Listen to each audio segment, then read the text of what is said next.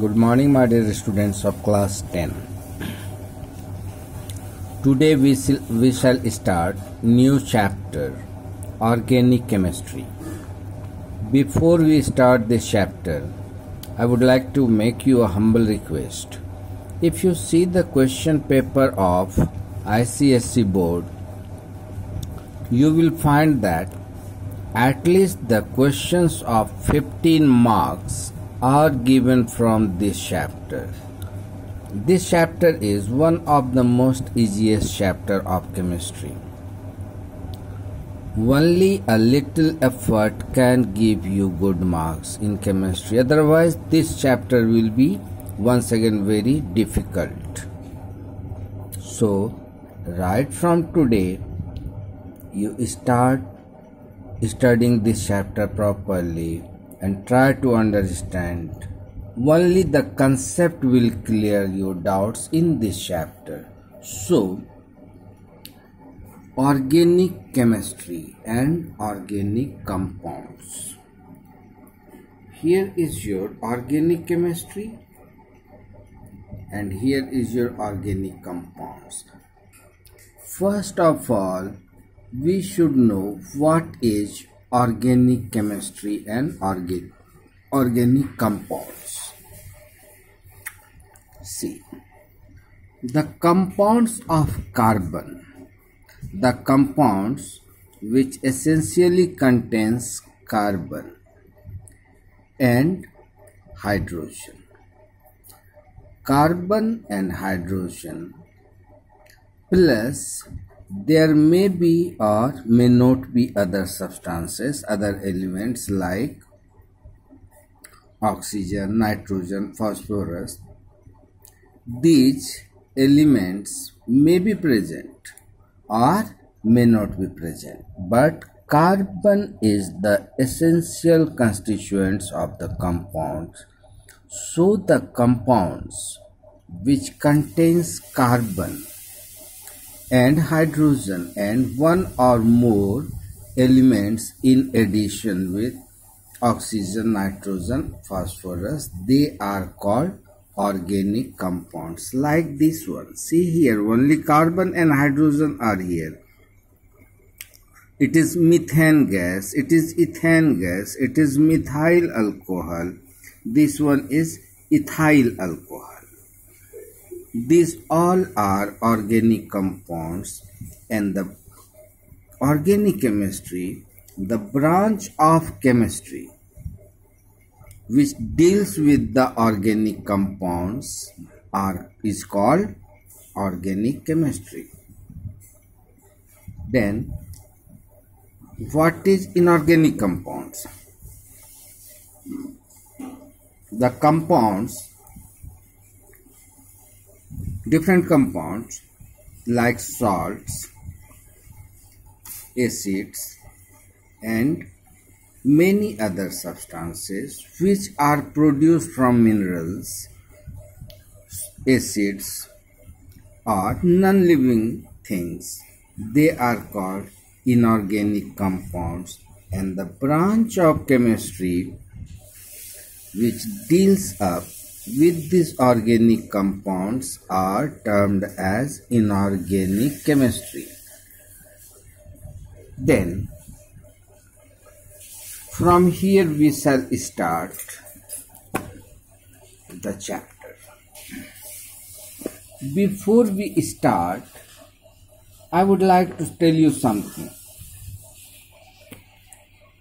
While we were having a little knowledge of chemistry,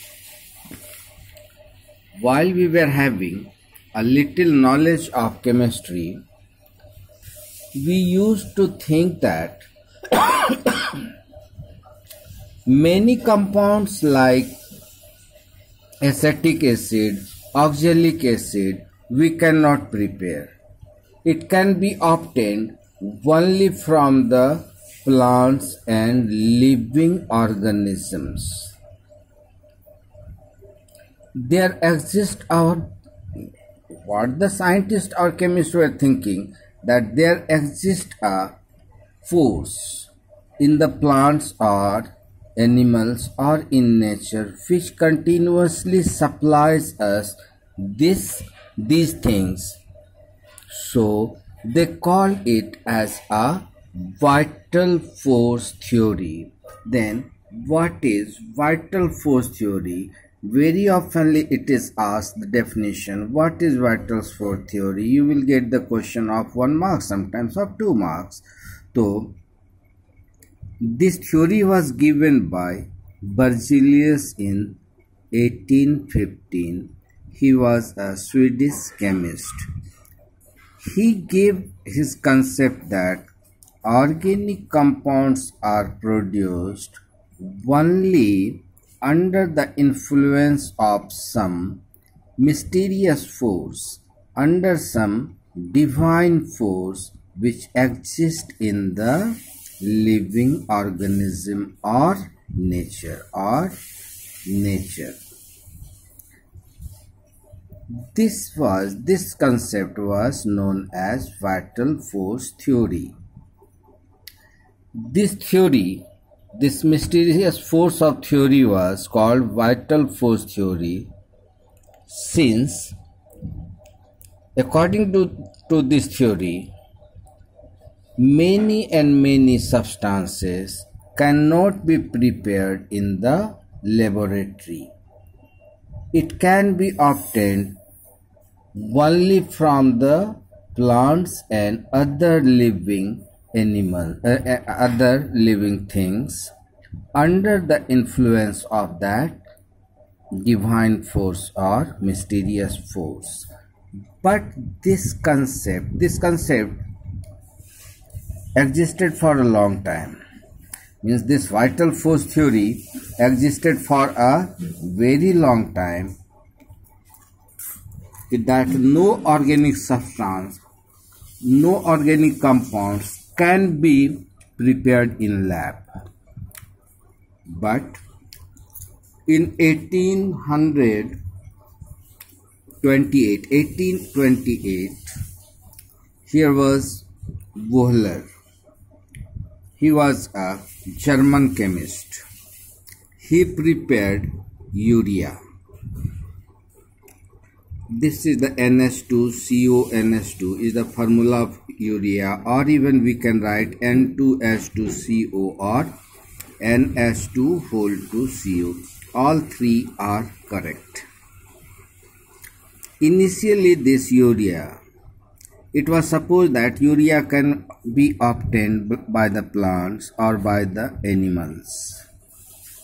But now he was Friedrich Wohler in 1828. He prepared urea. My dear friends, it is in our book. This is called ammonium cyanate. Ammonium cyanate, ATE cyanate. This is like KCN, potassium cyanide, it is cyanide, and KCNO, it is cyanate.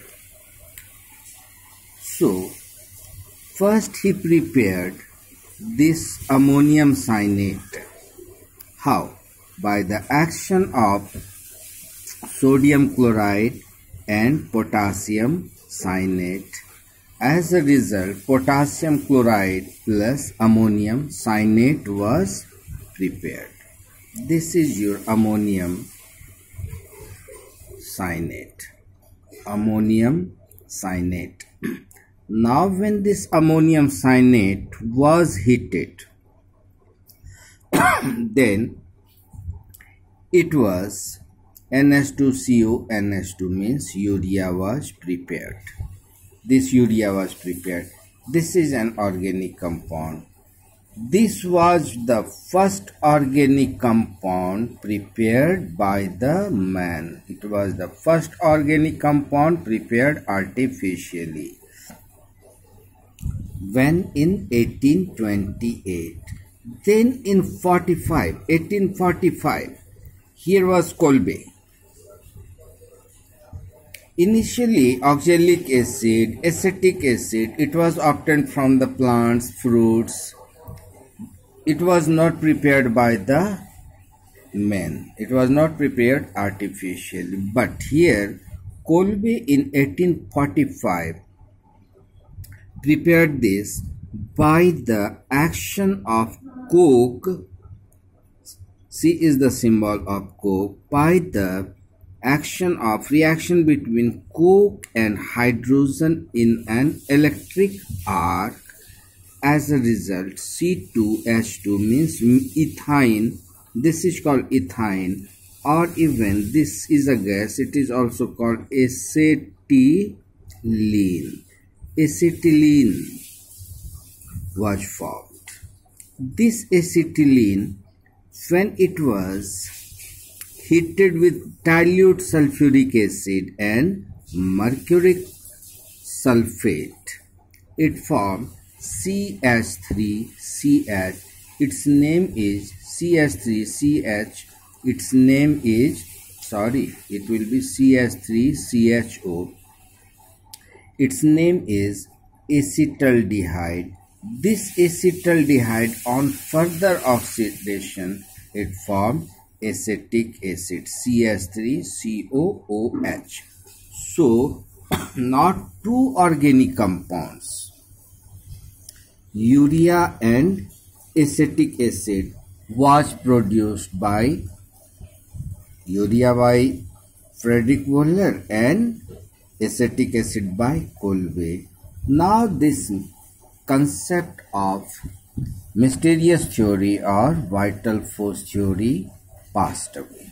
It existed no longer. It was assumed that now we can prepare the organic compounds. If you can see here, the word organic means which is related to our life.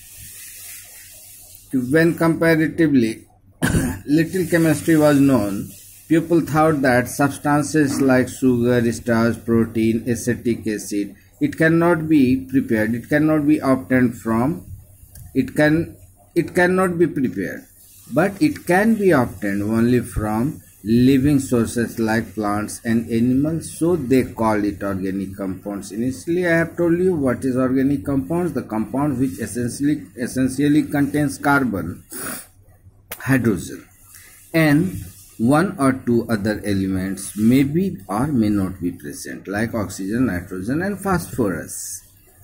So these compounds were organic compounds which is derived from the organic living organism, and the chemistry which deals with these compounds were called as organic compounds. And the compounds, substances like common salts, blue vitriol, nitrate, these all are the salts which can be prepared artificially from the salt and minerals or by non-living sources, were called inorganic compounds, and the branch of chemistry dealing with these compounds were known as organic chemistry. Since these organic compounds were obtained straight from nature and there was no known method for preparing these compounds in labs or industries, so it was thought that these substances are the products of some mysterious force, vital force, which exists in plants, animals, or in nature, which exist in plants or nature.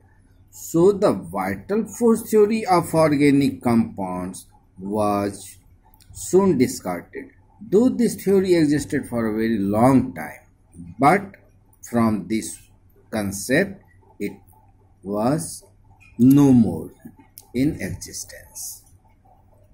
I have told you, you can see it. Now,